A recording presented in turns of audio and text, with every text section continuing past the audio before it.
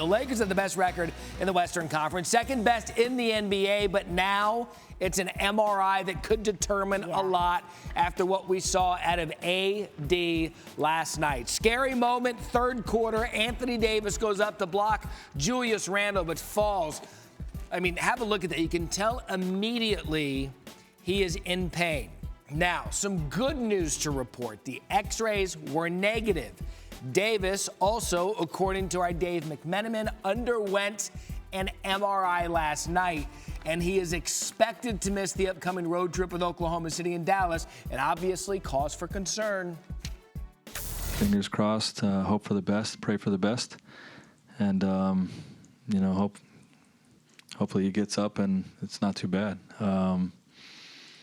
You just, with all your guys, you never see any of your guys suffer anything serious, so we just hope and pray for the best right now. We hope that he'll be fine, which we believe he'll be fine. So it's a tough night for us. Obviously there's no replacing him. You can't say we're going to replace what he does. He does everything, so but everybody else just got to chip in and be better, and but we'll see what happens with his injury, and and then take it from there.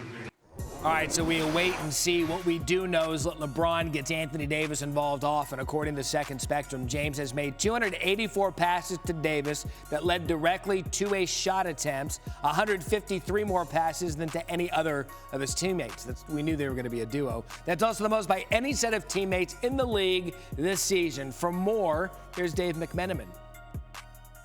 After the initial scare of the fall wore off for Anthony Davis, a league source tells me he was able to walk on his own 2 feet back in the player tunnel at SportsCenter.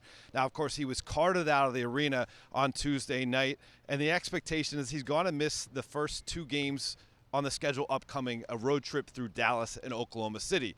But the mentality in the Lakers locker room was not one of doom and gloom.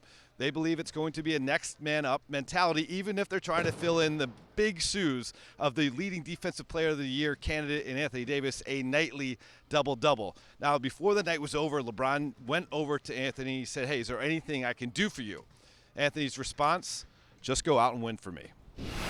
And that's exactly what they would do. I mean, it helped that they were playing the Knicks. Here's to the actual game part of this. LeBron James wasn't at his full speed either. He was a game-time decision with an illness. Nevertheless, he played. A little scary moment here for KCP. He goes up, and he gets whacked in the head by Bobby Portis. That's why you see a little bit of a mix-up, a little dust up there. But look, just whack!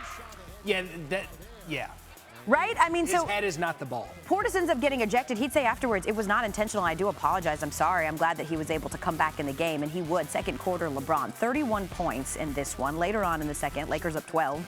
LeBron to Avery Bradley. That's an easy lay-in. Full court pass, too. He's got the chops. Lakers are up 17 at the half. And at some point, they'd have a 30-point lead into the fourth quarter. And you know how I know they had a huge lead? Because Dwight Howard was doing stuff like this. Shoot the J, Dwight! He's only made 8 3-pointers in his entire career, but the Lakers joined the Bucks as the only 30-win teams taking down the Knicks. Thanks so much for watching ESPN on YouTube. For more sports analysis and highlights, download the ESPN app. And for live streaming and premium content, subscribe to ESPN+.